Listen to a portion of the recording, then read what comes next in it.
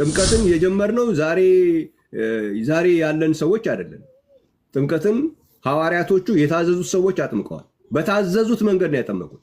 አንዳንድ ጊዜ አይ የሐዋርያትን እንስማ ወይስ የኢየሱስን እንስማ የሚባል ነገር፣ የሐዋርያትና የኢየሱስ የሚባል ነገር የለም። እናንተን የሚሰማ እኔን ይሰማል፣ እናንተን የጣለ እኔን ይጥላል ነው ያለ።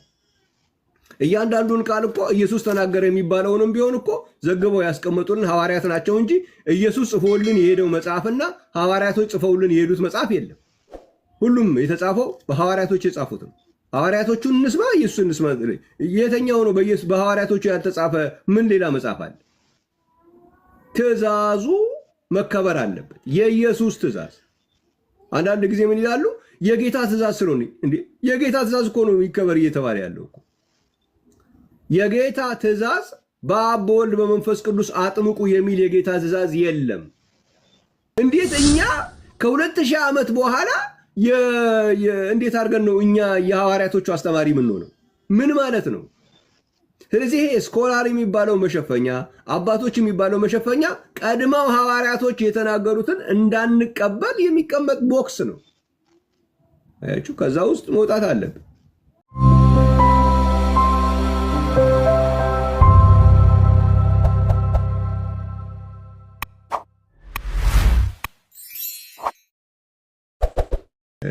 በጣም ነው ማመሰግነው ሁላችሁንም። ቅዳሜ በዚህ ሰዓት አለሁኝ። እየመጣችሁ ሀሳባችሁን ብታካፍሉ፣ ጥያቄዎቻችሁን ብትጠይቁ በጣም በደስታ አስተናግዳለሁ። ከዛ በተረፈ ያው ከእናንተ የተለየ እናንተ የምታውቁት ግን ልክ ነው ብላችሁ የምታስቡት ነገር ኖሯችሁ እኔ ግን ያላወቅኩት ነገር ካለ ጸልዩልኝ።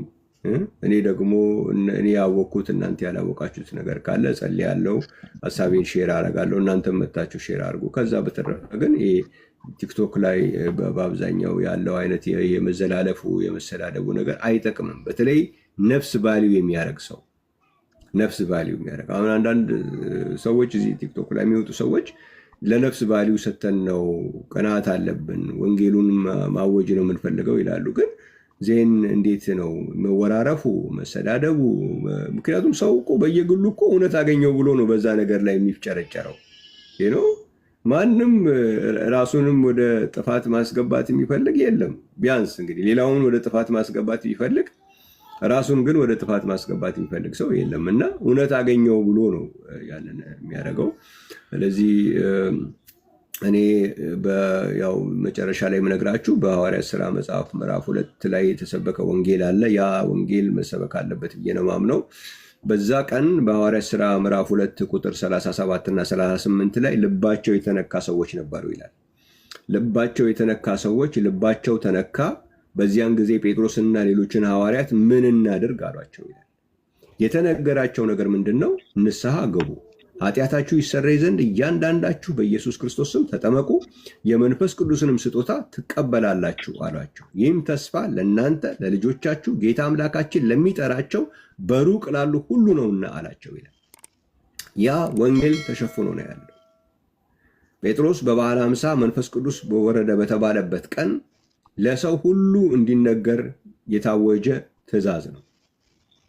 ለስጋ ለባሽ ሁሉ የታወጀ ትእዛዝ ነው። ይሄ ግን ለአይሁድ ብቻ የተደረገ መንግስተ ሰማያት ለአይሁድ ብቻ የተነገረ እስከሚመስል ድረስ ይሄ ጴጥሮስ መጀመሪያ ያስተዋወቀው ንስሐ መግባት፣ ለኃጢአት ስርየት በጌታ በኢየሱስ ስም መጠመቅ፣ በመንፈስ ቅዱስ መሞላት ዛሬ ተሸፍኖ ነው ያለው። ዛሬ ምናልባት ንስሐ መግባት ቦታ አለው። አንዳንድ ቦታ ሲነገር ትሰማላችሁ። የመንፈስ ቅዱስ ስጦታም እንደዚሁ አንዳንድ ቦታ ሲነገር ትሰማላችሁ። በኢየሱስ ስም መጠመቅ የሚባለው ነገር ግን በጣም ተሸፍኖ ነው ያለው። በብዙ መንገድ ነው የሚሸፈነው። እኔ ግን ይህንን ነገር በግልጽ እናገራለሁ። ጌታ ኢየሱስ ክርስቶስ በቀራንዮ መስቀል ላይ የሰራልን የማዳን ስራ ክፍል ነው በጌታ በኢየሱስ ስም መጠመቅ። ምክንያቱም ሰው ሲጠመቅ ከሞቱ ጋራ ከቀብሩ ጋራ ከትንሣኤው ጋር ይገናኛል። ጥምቀትን ማናናቅ ሞቱን፣ ቀብሩን፣ ትንሣኤውን ማናናቅ ነው። ጥምቀት ስርዓት አይደለም፣ የክርስቶስ ሞት መተባበሪያ ነው።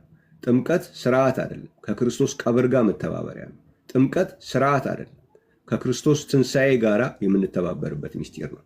ስለዚህ ሰዎች ንስሐ መግባት፣ ለኃጢአታቸው ስርየት በጌታ በኢየሱስ ክርስቶስ ስም መጠመቅ፣ በመንፈስ ቅዱስ መሞላት መፍቀድ ይኖርባቸዋል። ይሄ የመጀመሪያዊቱ ቤተክርስቲያን የመጀመሪያ ድምፅ ነው። ያ ድምፅ የዛሬ 2000 ዓመት ይሄ ተነግሯል። ዛሬም ያው ይነገራል። ለማን? ልባቸው ለተነካ። ዛሬም በተናገርናቸው የእግዚአብሔር ቃል ልባቸው የተነካ ሰዎች ካላችሁና ምን ማድረግ እንዳለባችሁ ማወቅ የምትፈልጉ ምንም ሌላ የሚመጣን ነገር የለም። አባቶች ያሉት ስኮላርስ ያሉት ምናምን የሚባል ነገር የለም። ንስሐ ግቡ፣ ኃጢአታችሁ ይሰረይ ዘንድ እያንዳንዳችሁ በኢየሱስ ክርስቶስም ተጠመቁ፣ የመንፈስ ቅዱስን ስጦታ ትቀበላላችሁ። ይህ የተስፋው ቃል ለእናንተ ብቻ አይደለም፣ ለእናንተ ለልጆቻችሁ፣ ጌታ አምላካችን ለሚጠራቸው በሩቅ ላሉ ሁሉ ነው የሚለው። ጌታ አምላክ ጠርቶኛል፣ በኢየሱስ ስም መጠመቅ ግን ያስጠላኛል የሚባል ነገር ትክክል አይደለም። ጌታችን ኢየሱስ ክርስቶስ በማቴዎስ ወንጌል ምዕራፍ 28 ቁጥር 19 ላይ አብ ወልድ መንፈስ ቅዱስ ብላችሁ አጥምቁ ብሎ አላዘዘም። ያ በጣም ትክክል አይደለም። እንደዛ ቢሆን ኖሮ ጴጥሮስ በጌታ በኢየሱስ ስም አጥምቁ ብሎ ባልተናገረ ነበር። ጌታችን ኢየሱስ ያዘዘው ምንድን ነው? በአብ በወልድና በመንፈስ ቅዱስ ስም አጥምቁ ብሎ ነው ያዘዘው። አብ ወልድ መንፈስ ቅዱስ ብላችሁ አጥምቁ ብሎ ያዘዘበት ቦታ የለም። ጌታ ለምን ስም ጨመረበት? አብ ወልድ መንፈስ ቅዱስ ሰው መጽሐፍ ቅዱስ ውስጥ አንድም ቦታ ላይ አብ ወልድ መንፈስ ቅዱስ ተብሎ የተጠመቀ ቦታ አናገኝም። የማናገኝበት ምክንያት ትእዛዙ አብ ወልድ መንፈስ ቅዱስ ብላችሁ አጥምቁ ስለማይል ነው። በመጽሐፍ ቅዱስ ውስጥ በጌታ ስም ብሎ የዳኑ ሰዎች የሉም። በጌታ እየተባሉ አልዳኑ። ለምን? ትእዛዙ በጌታ ብላችሁ አድኑ አይልም። ትእዛዙ ምንድን ነው የሚለው? የጌታን ስም የሚጠራ ነው የሚለው። ትእዛዙ ስም ይጠይቃል። ስለዚህ ሲፈውሱ ምናየው፣ አጋንንት ሲያወጡ ምናየው በጌታ በኢየሱስ ስም ነው። ለምን? ትእዛዙ ስም ስለጠየቀ ነው እንጂ ጌታ ያዘዛቸው የጌታን ስም የሚጠራ ይድናል ብሏል። ስለዚህ የጌታ ስም እያላችሁ ዳኑ የሚል አዋጅ አልተነገረም። የጌታ ስም እያሉ ያዳኑበትን ቦታ የለም። አሁንም ጥምቀት ጋር ስንመጣ በአብ በወልድ በመንፈስ ቅዱስ አጥምቁ ብሎ አላዘዘም። እንደሱ ቢያዝ ኖሮ አንድ ቦታ ላይ እናገኝ ነበር አብ ወልድ መንፈስ ቅዱስ ብሎ የተጠመቁ ሰዎች። ትእዛዙ ምንድን ነው የሚለው? በአብ በወልድ በመንፈስ ቅዱስ ስም ነው የሚለው። ስለዚህ የጌታን ስም የሚጠራ ብሎ ሲል የጌታን ስም ፈልቅቀን አምጥተን ኢየሱስ ነው ብለን እንዳደረገን በአብ በወልድ በመንፈስ ቅዱስ ስም ሲል ይሄ ስም ማን ነው የሚለውን ነገር ፈልቅቀን አውጥተን ማየት አለብን። ለዚህ ደግሞ እኔና እናንተ ወይም ከኛ አካባቢ ያሉ ሰዎች ወይም ከኛ ቀደምን የሚሉ ሰዎች የሚያወጡልን ፕሮግራም የለም። ጥምቀትን የጀመርነው ዛሬ ያለን ሰዎች አይደለም። ጥምቀትን ሐዋርያቶቹ የታዘዙት ሰዎች አጥምቀዋል። በታዘዙት መንገድ ነው ያጠመቁት። አንዳንድ ጊዜ የሐዋርያትን እንስማ ወይስ የኢየሱስን እንስማ የሚባል ነገር፣ የሐዋርያትና የኢየሱስ የሚባል ነገር የለም። እናንተን የሚሰማ እኔን ይሰማል፣ እናንተን የጣለ እኔን ይጥላል ነው ያለ። እያንዳንዱን ቃል እኮ ኢየሱስ ተናገረ የሚባለውንም ቢሆን እኮ ዘግበው ያስቀመጡልን ሐዋርያት ናቸው እንጂ ኢየሱስ ጽፎልን የሄደው መጽሐፍና ሐዋርያቶች ጽፈውልን የሄዱት መጽሐፍ የለም። ሁሉም የተጻፈው በሐዋርያቶች የጻፉት ነው። ሐዋርያቶቹን እንስማ፣ ኢየሱስ እንስማ። የተኛው ነው በሐዋርያቶቹ ያልተጻፈ ምን ሌላ መጽሐፍ አለ? ትእዛዙ መከበር አለበት። የኢየሱስ ትእዛዝ። አንዳንድ ጊዜ ምን ይላሉ? የጌታ ትእዛዝ ስለሆነ እንዴ! የጌታ ትእዛዝ እኮ ነው ይከበር እየተባለ ያለው እኮ። የጌታ ትእዛዝ በአብ በወልድ በመንፈስ ቅዱስ አጥምቁ የሚል የጌታ ትእዛዝ የለም። እንደዛማ ቢሆን እነሱ እንደሱ ሲያደርጉ እናገኝ። የጌታ ትእዛዝ በአብ በወልድ መንፈስ ቅዱስ አጥምቁ ሳይሆን የሚለው በአብ በወልድ በመንፈስ ቅዱስ ስም አጥምቁ ነው የሚለው። የጌታ ትእዛዝ የጌታን ስም የሚጠራ ይድናል ነው የሚለው እንጂ ጌታ ብሎ የሚጠራ ይድናል አይልም። የጌታን ስም የሚጠራ ይድናል ነው የሚለው። ስለዚህ የጌታ ታዲያ ስንድን የጌታ ስም እያለን እንዳል ብትሏቸው ማንም ሰው ይሄንን ነገር አይቀበልም። ስሙ ያስፈልጋል ይላሉ። ታዲያ ለምን የጌታ ስም ብሏላ? ስም ስላለ የጌታን ስም ማወቅ አለብን። ታዲያ በአብ ወልድ መንፈስ ቅዱስ ስም ሲልስ ስሙን አትፈልግም? እንደ ሐዋርያቶቹ አያስፈልገንም እንዴ? እንዴት እኛ ከ2000 ዓመት በኋላ እንዴት አድርገን ነው እኛ የሐዋርያቶቹ አስተማሪ የምንሆነው? ምን ማለት ነው? ስለዚህ ይሄ ስኮላር የሚባለው መሸፈኛ፣ አባቶች የሚባለው መሸፈኛ ቀድመው ሐዋርያቶች የተናገሩትን እንዳንቀበል የሚቀመጥ ቦክስ ነው። አያችሁ፣ ከዛ ውስጥ መውጣት አለብን። ንስሐ ለመግባት መፍቀድ አለብን። በጌታ በኢየሱስ ስም ለመጠመቅ መፍቀድ አለብን። በመንፈስ ቅዱስ ለመሞላት መፍቀድ አለብን። ይሄ ነው ወንጌል የተሰበከው። መጀመሪያ ቀን በዓለ ሃምሳ ወንጌል ኢየሱስ ያስተማራቸው 3 ዓመት ከ6 ወር አስተምሯቸው የሄዱ ሰዎች ለመጀመሪያ ቀን ወንጌልን ብለው ሲጀምሩ የተሰበከው ይሄ። እሷ ስብከት ዛሬም ከ2000 ዓመት በኋላ እሷው ትደገማለች። ሌላ የለም። ሌላ አዲስ ይመጣል። በዚህ ነው ሌላው ከዚህ በኋላም ይመጣል።